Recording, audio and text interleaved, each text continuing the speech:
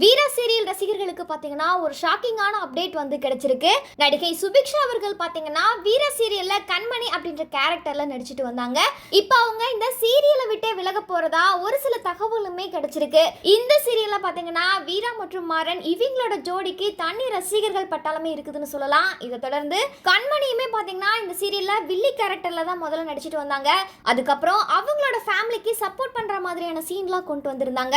உண்மையிலேயே சொல்ல போனா இந்த சீரியல்ல பாத்தீங்கன்னா கண்மணியோட ஆக்டிங் பெர்ஃபார்மன்ஸ் ரொம்பவுமே சூப்பரா இருக்கும்.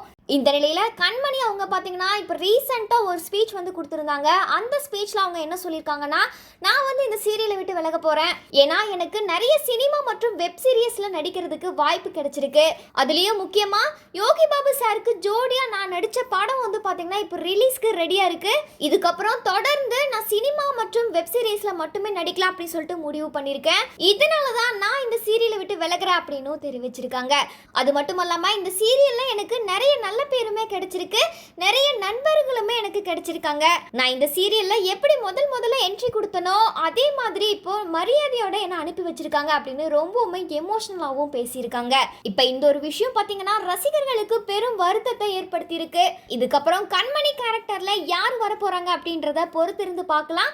மேலும் வீரா சீரியல்ல யாரெல்லாம் கண்மணியை வந்து மிஸ் பண்றீங்க அப்படின்றத மறக்காம கமெண்ட் செக்ஷன்ல பதிவு பண்ணுங்க.